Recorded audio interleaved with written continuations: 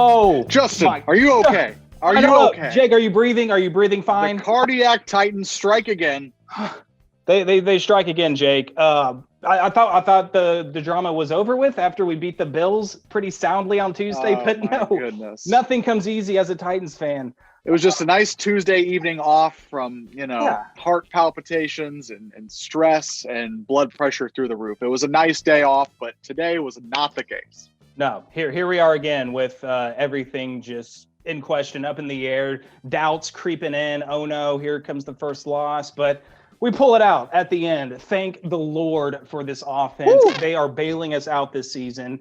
So the Titans, come back in the last 2 minutes of this game, beating the Houston Texans by a score of 42-36, a shootout in Nashville, Tennessee. In overtime. In overtime, no less. First overtime game of the season.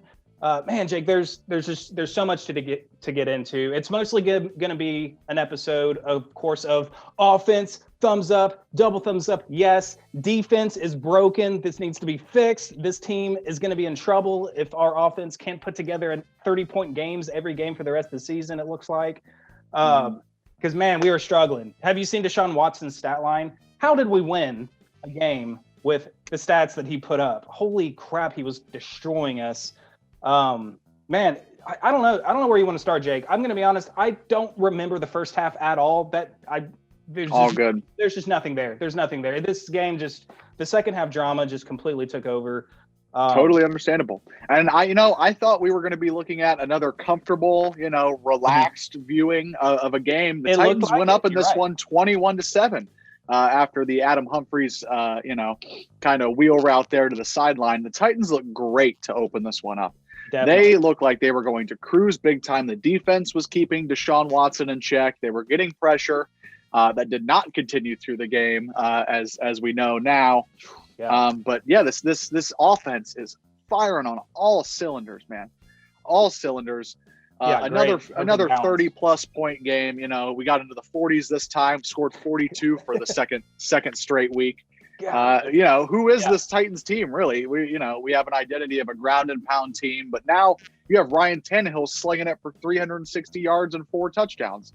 He did have a pretty bad interception, granted, but untimely interception. At least it was a deep throw where it was kind of like a punt, so we didn't really get hurt field position wise, but that we did not need that at all after the Texans had just.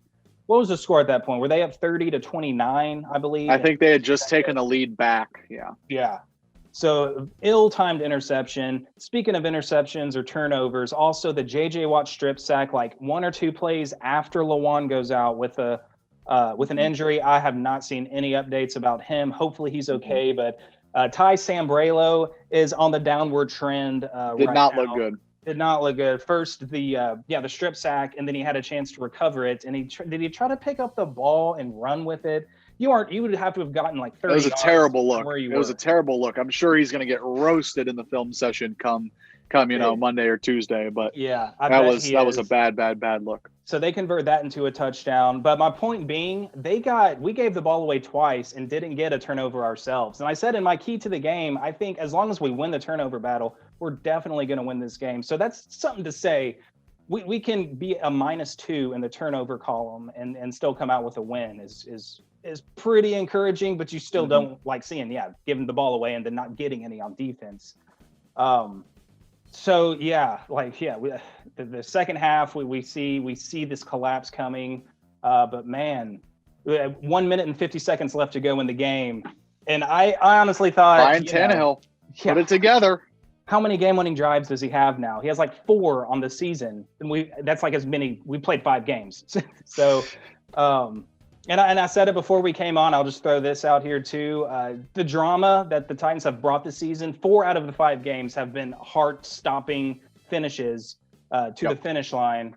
The Buffalo game last Tuesday was the only one where we had a comfortable lead the whole time. But win or lose, these games coming down to the wire is the most drama-filled beginning to a season I can ever remember as a Titans fan. So this is bad for our health. Hopefully we can make it out of this alive by the end of the season.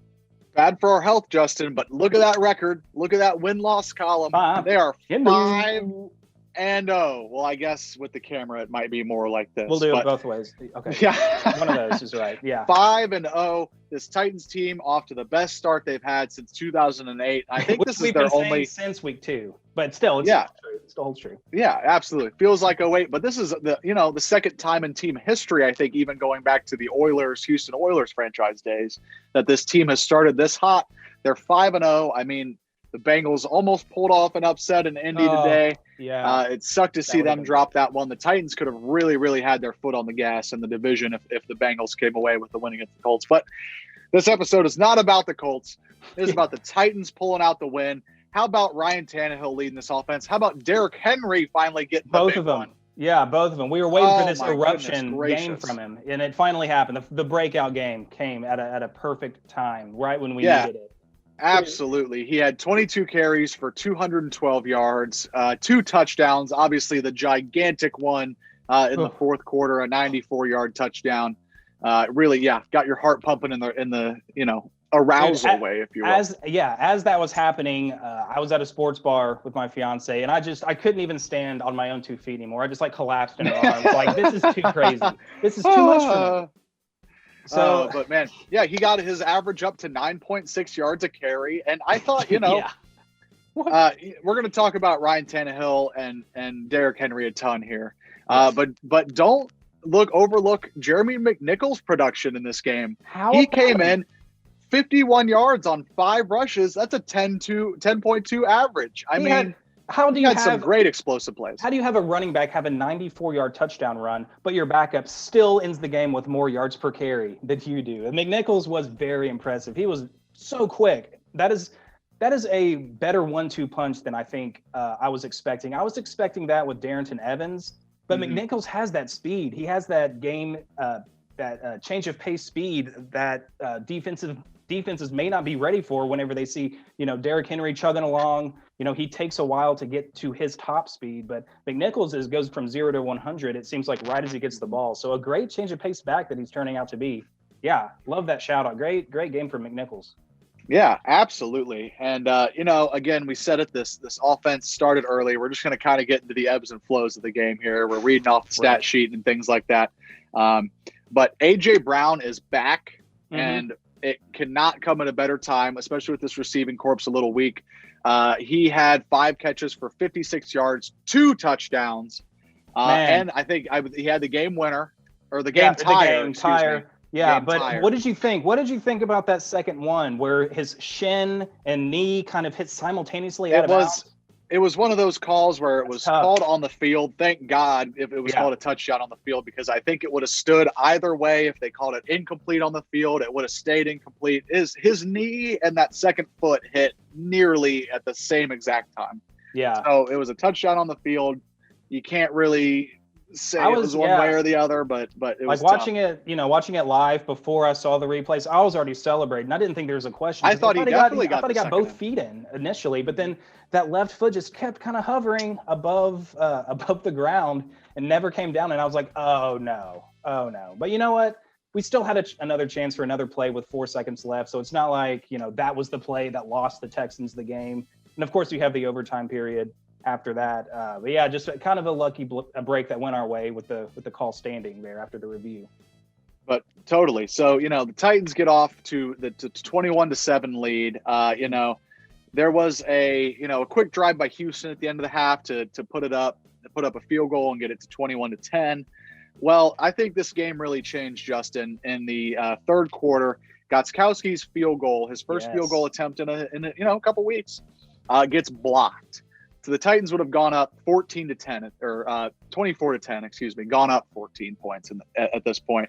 It was blocked. Houston turns around. It was a 3 or 4 play drive that got him straight down to the field and in the end zone. Yeah. Come back, Taylor Lewan goes out. Next play or next couple plays, strip sack Tannehill. Houston converts that to a touchdown, and all of a sudden the Titans are, here we go. What are we doing? Behind this Houston team after they had such a strong start. So I thought this was going to be the start of the collapse. I thought going into this one, it was a trap game for sure, especially because Deshaun Watson gives us so many troubles, and he continued to today. We had him bottled up early, but but he definitely showed flashes of the Deshaun Watson that we know. But and still, even saying that, as bad as our defense was playing, this isn't a good thing to say about the defense at all. But when there's a few series in there where I was like, it seems like our best defensive stops are when Deshaun Watson misfires. Like he still had a few misfires. He missed some throws across the middle. That was like the best thing going for our defense, which is terrible. That's a terrible thing to say. We couldn't get a stop to save our lives. Struggling mightily. Yeah. Malcolm Butler getting burned. How did Will Fuller get so far behind our defense? Oh my God. That was one of the worst plays of the day. I thought Brandon Fells, is that his name? Fells? Yeah, they're tied Brandon Fells. He was wide open all day long. Darren Fells, excuse me. Darren Fells, yeah. Darren Fells. He had 6 catches for 85 yards and a touchdown. He had 7 targets, but it seemed like he was always wide open, especially the Titans defense was bad again today on 3rd down. Gave up plenty of 3rd and long opportunities to the Texans, especially with that comeback that they had. Where has Jayon Brown been, man? We need to put out a missing persons poster for Jayon Brown. Rashaan Evans showed up today. We got one half of that linebacker duo. He had some great run stops. He was looking, kind of himself. But Jayon Brown, didn't he get a scoop score for a touchdown at some point this year? Didn't he get in the end zone or something? Or am I thinking about? I'm not sure. I'm not sure on that.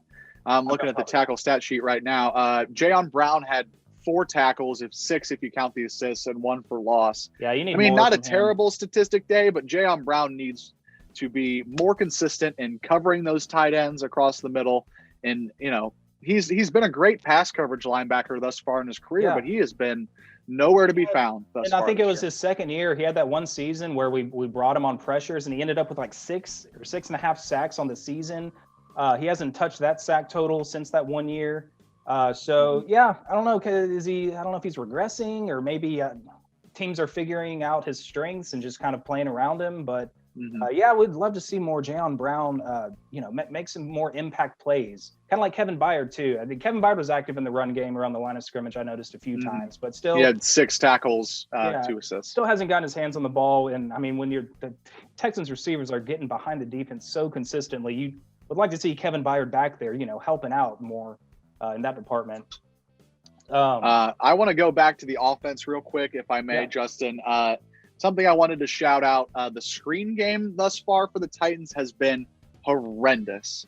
Absolutely horrendous. They'll try and set up Henry, with a play action and then, kind of turn around and give it back to him. The defense is swarmed every single time. The 5th time we tried that, though, it definitely paid off in overtime. Yeah, nobody was on him. Yeah, a thing of beauty. So maybe like once out of every 5 times it'll work, but I don't think that's worth it. I mean, we're putting ourselves in bad situations when we continually try to do that. Yeah, and another person I wanted to shout out on this offense, hashtag my man, Ferks down.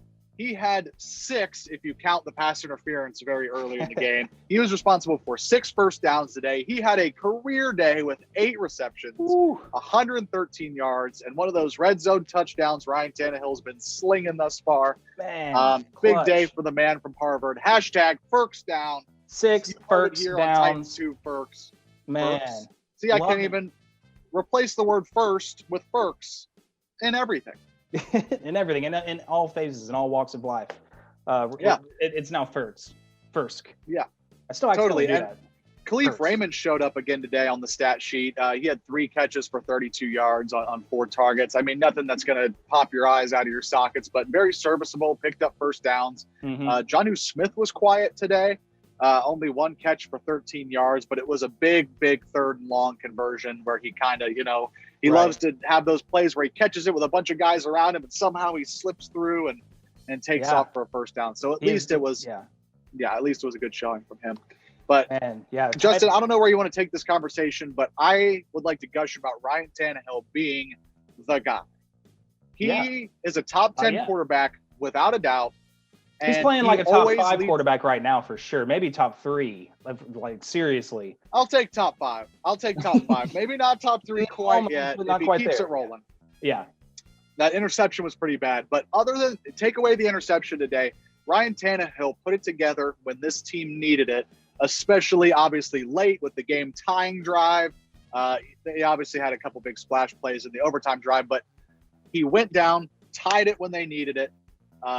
He puts it together when it matters, and he's good at that hurry up offense. They ran the hurry up to perfection, I thought, especially. I think they only had one timeout coming into that possession. Did extraordinarily well. People were, at least the people I was watching the game with, was calling, spike it. Yeah. And he backs up into shotgun, throws that touchdown to A.J. Brown to tie the game.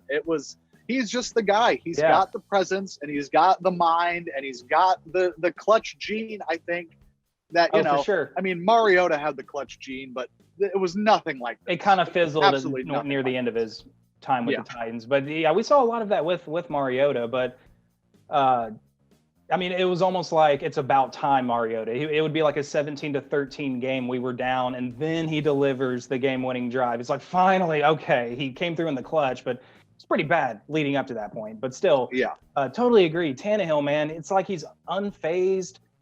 He definitely has bought this entire fan base's confidence, and that when you need a drive to tie the game or to go out and win the game with 2 minutes left, then he can definitely get the job done. We've seen it so many times. We saw it last year, and we've already seen it 4 times this year, I think. My goodness. So impressed with Tannehill. And speaking about him being unfazed, I don't know if you saw this, but there was a shot of him on the sidelines talking to, I think it was Logan Woodside, and we were down like 36-29. And he was like grinning and like talking. I think he had just thrown that pick. I know. Yeah, he had just thrown that pick. Talking about, and he was. That's the kind of thing that makes you snap as a fan and like, dude, what are you laughing about? You just threw a horrendous interception on a drive we needed. I'm glad you're happy, but I myself am freaking out over here because I think we're about to lose this game, and you just threw an interception. But have a good time, laugh it up with your backup quarterback. But he was probably just like, oh, that's fine. I'm just going to come back down and throw a touchdown and tie it at the end. So not worried about that. Like, his confidence is just soaring. It's through the roof, and the fan base's confidence in him is likewise got to be higher than it's ever been. This guy is our leader, top 5 quarterback. He just continues to impress this year. And I mean, I've seen it through Twitter. Maybe it's an early overreaction, but people are saying like, we seriously need to start considering him in the MVP talks at this point in the season.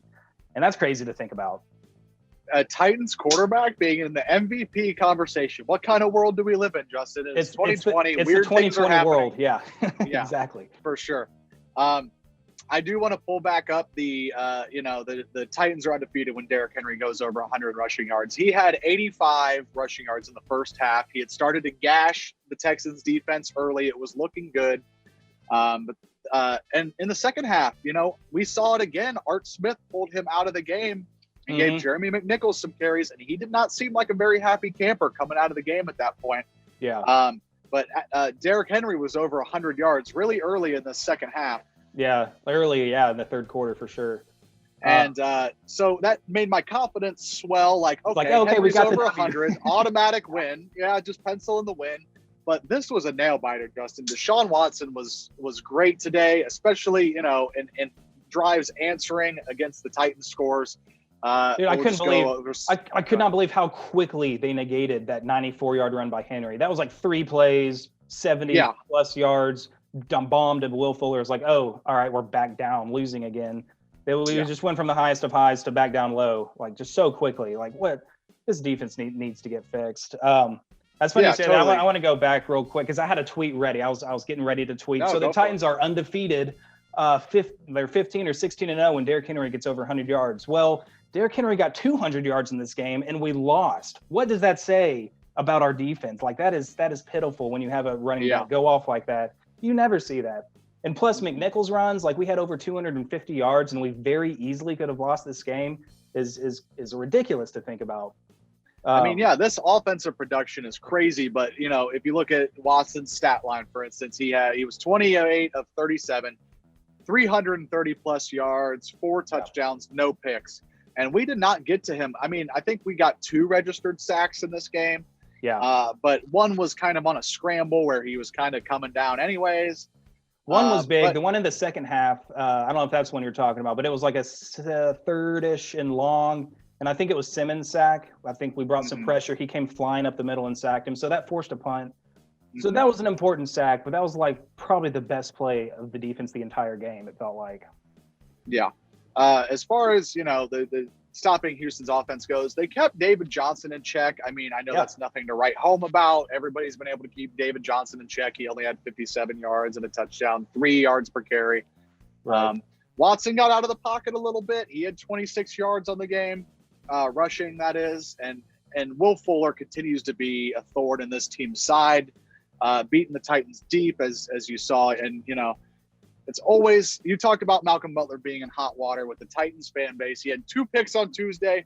And what do you see him do today? He giving up TDs, back to the ball, giving up touchdowns, giving up first downs. And I'm looking at Brandon Cooks. Shout out to him too. He had 9 catches for 68 yards, only a 7.6 yard average, but all 9 catches went for first down. So they were all big catches.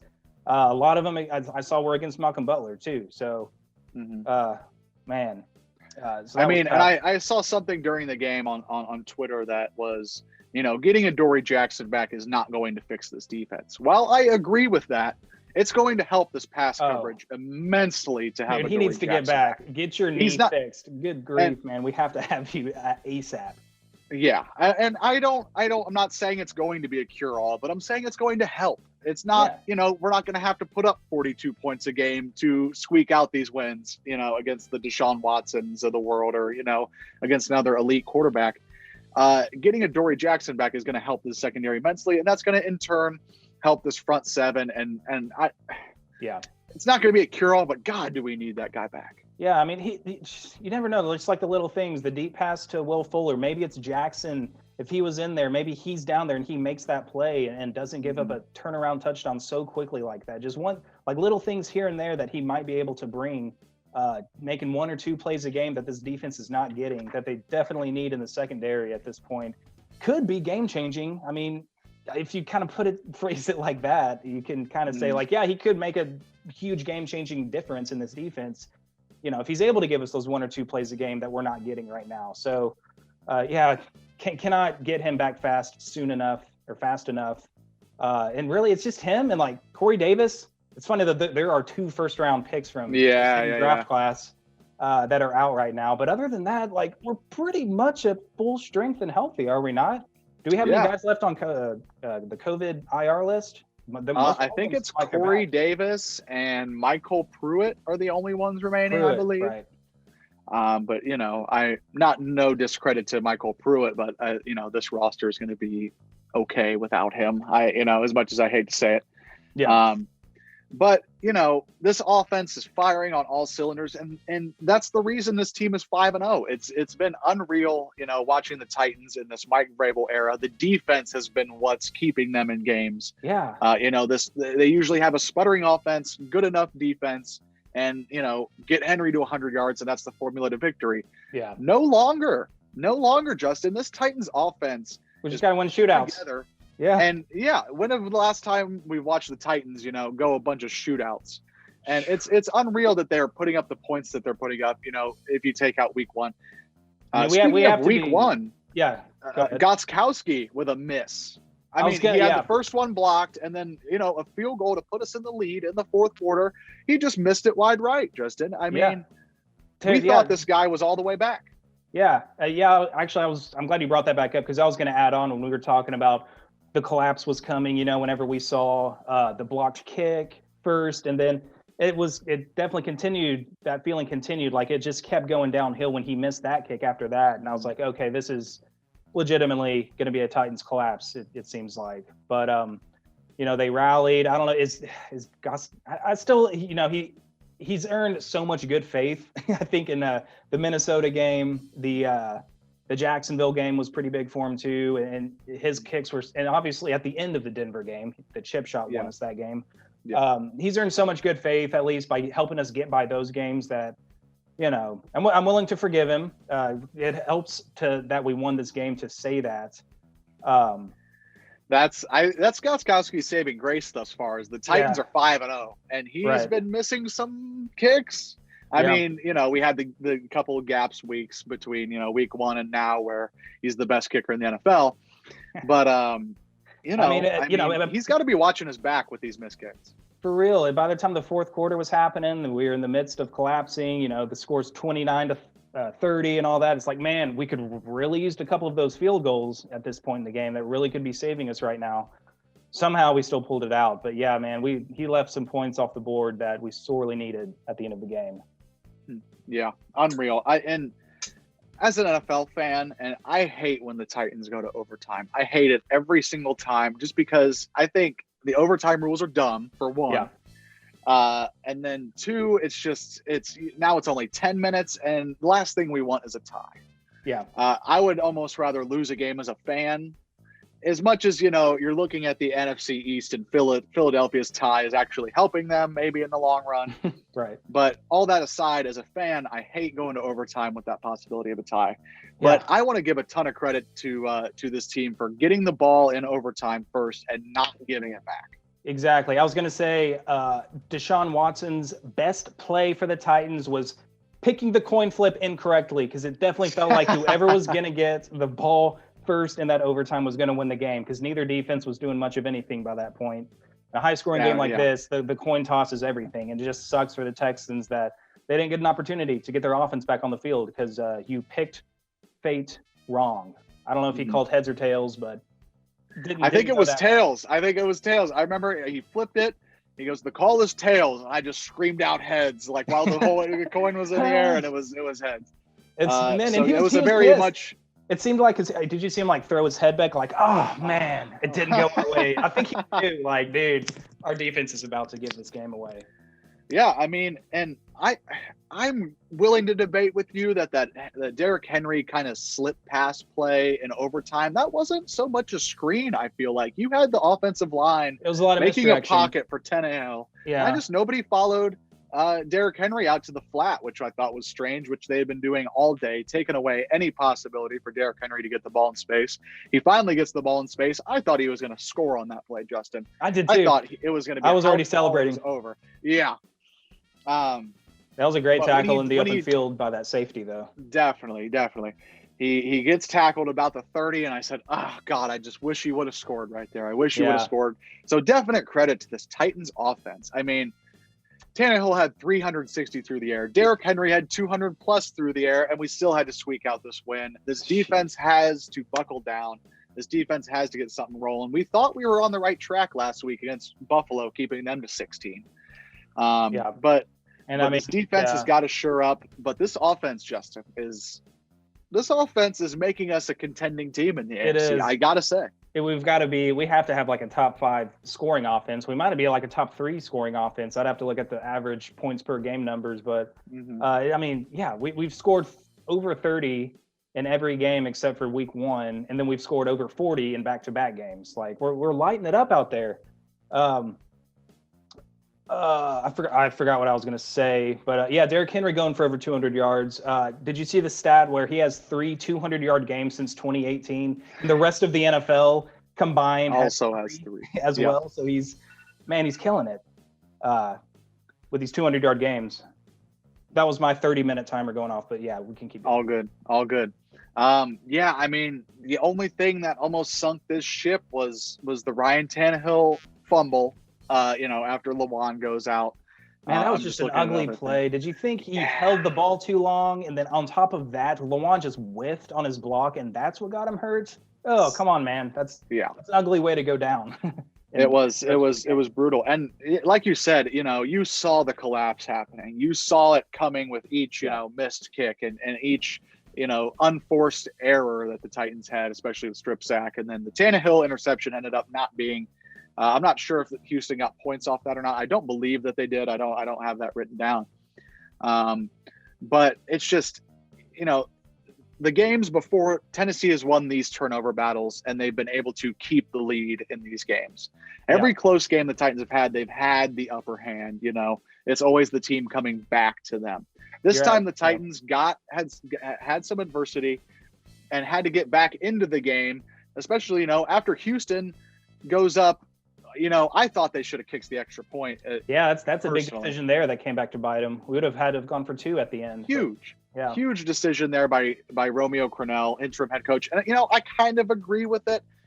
Houston's 1-4. You're on the road at a divisional opponent. Good point. Go for the win now. You take Deshaun Watson, and he could scramble out for something. There's so many things you could do as the Houston offense on that play. And the play I think Jeff Simmons got the play was open, but it was Jeff Simmons that batted the pass down. You're right. That saved the game for us. Kept it a 7-point game. So, yeah, not to be understated, the importance of that. That opened it up for the Titans coming back down the field. Ryan Tannehill getting the clutch fade to A.J. Brown there. Yeah. Called a touchdown, called incomplete. It was a touchdown on the field. But I was worried about the Titans going for 2 then, at the end of the game there versus sending Gostkowski out. I mean, we've seen Vrabel like in the Denver game where Gostkowski has been off. The kicking game feels like a very unsure thing. Yeah. And he trotted out Gostkowski anyway, and he booted it through and sent it to overtime. And then, we said surprised. He got the coin toss, and the rest was history. Yeah, I was kind of surprised, actually, that he did decide to tie it with the extra point. I was, too. There's precedents in the past. Remember that game against the Chargers in London where we went for 2 after scoring a touchdown to win it, and 2-point conversion didn't happen. We lost that game. And especially when he's, you're watching your defense getting torched by Deshaun Watson. Wait. If we had gotten that 2-point conversion, I guess the game would have been over. Yeah, the game would have been over. I was thinking the same about thing. I didn't want it to go to overtime because the defenses were non-existent. Right, you're giving it kind of the coin flip. Yeah, that's the point I was going to make. I forgot. So if all good, we've been celebrating a little bit after. If we had won, if we hadn't won the coin toss, I'm surprised Vrabel would have taken that chance to put our defense back out there first against him. Thank you for correcting my train of thought. I appreciate you. No, all good. Yeah, I was very much of the mindset that Mike Vrabel was going to go for 2 there. I mean, Derrick Henry's got the hot hand. Ryan Tannehill's got the hot hand. Yeah. You kind of trust this Titans offense to pick up a 2-point conversion when it matters. But obviously he trotted out Gostkowski, and that was the call. Of course, it was like a fingers crossed thing. This is not a guarantee in this game. Like I almost could not watch it. I almost could not watch that extra point to send it to overtime with 4 seconds on the clock. This is the whole game, kind of pretty much. Vrabel doesn't care. Vrabel doesn't care about kicking trends at all, and thankfully it's worked out with Gostkowski. But he trusts him for sure. Totally. Yeah, even if he's been missing kicks, here's a 50-yarder. Give it a shot. And even he did it with Cairo Santos last year, where he kept missing kicks and he kept throwing them out there, and it never worked out for us, unfortunately. But his faith in Gostkowski is paying off. Big time point after touchdown right there. Man, just what a roller coaster of a game. Crazy game. Nuts. I don't know. Do you want to look ahead a little bit to this battle of the undefeated teams? Yeah, real quick, just so I don't sound too stupid if anyone is actually looking at the stats. I said Brandon Cooks, all 9 of his catches went for first downs. That was actually under the targets column. So, yeah, he did get 9 catches on 9 targets, but they didn't all go for first downs. I don't know. A lot of them did. I'll give you the benefit of the doubt and say a lot of them did. Yeah.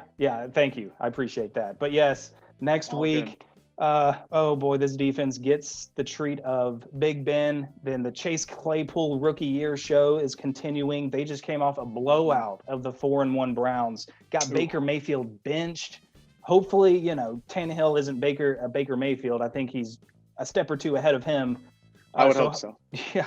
Hopefully, we have to have Lawan back for this game because that front 7 is going to be a nightmare. If we have to trot out Ty Sam Umbrella. Ella, A. He needs to open up that umbrella and cover and block a little bit better and not be a closed umbrella. But yeah, I think this matchup going into next week is going to be incredibly interesting. I'm not so much as worried about, Big Ben in the offense, but this, fire on all cylinders Titans offense going against one of the better defenses in the league. I think it's going to be an incredible measuring stick. Hopefully we do get Adoree Jackson back. I mean, fingers crossed. Who knows what his IR situation is. But if Adoree Jackson comes back, I mean, this could be potentially, it's an early battle for, the top seed in the AFC. Obviously, we're only 5 games in. Yeah. But this could be, very important for playoff seeding down the road with Pittsburgh looking very, very good. And, the Titans pulling out these wins. We knew this Houston game would not be an easy one. As much as we wanted it to be while we were up 21-7 early in the first half. Right. but we knew it wouldn't be easy. We knew Deshaun Watson has killed us in the past, and he almost did this time, but this Titans team's a little different, man. It feels like 08. The Titans are 5-0. Right. Yep. Going to face that classic rival in Pittsburgh. So the old AFC see how it goes, Central man. rivalry. Yeah. Yeah, definitely. Real quick too, I just want to plug this out here. Do you know how many total yards we got this game? Is this a Titans record? It has to be. I was trying to look. 101 total yards, Jake. That's got to be close to a Titans record. 600? It could be close to an Oilers/Titans record. I mean, we're talking about one of the all-time great yardage achievements in franchise history. Unbelievable performance there. Unreal. And I hate to bring it up again, but just it shines back kind of a little bit of a detriment on Mariota with how stagnant that offense is and how night and day it's been since the switch to Tannehill. And I think that's why, me as a Titans fan and you and Titans fans as a whole are so high on Ryan Tannehill. Yeah. Because when this guy came in, it was a night and day switch. And this offense has come to life, obviously putting up some of the highest point totals, I'm sure, in the NFL thus far this season. Yeah. And it's been unreal. And Ryan Tannehill has been so incredibly efficient. One of the more accurate passers in the league this year. But yeah, definitely. It's insane. 600 plus yards. I can't believe that. It's just such a new thing for Titans fans to see the elite prolific quarterback play. Like, we've had good running backs here. We've got the Eddie George and the Chris Johnson and Derrick Henry and go back to Earl Campbell from the Houston Oilers days. Like, this franchise has a great staple of running backs in their history, but just the quarterbacks, it's like Oilers had Warren Moon, Titans, Steve McNair was good, but he was not putting up the numbers that Ryan Tannehill is. I mean, this is just absurd what he's doing with this offense. Mm-hmm. Sorry, I was looking up something, but anyways. Yeah, you're good. Yeah, what a nuts game. Do you have any closing thoughts about this? I mean, just a bananas back and forth game. Yeah.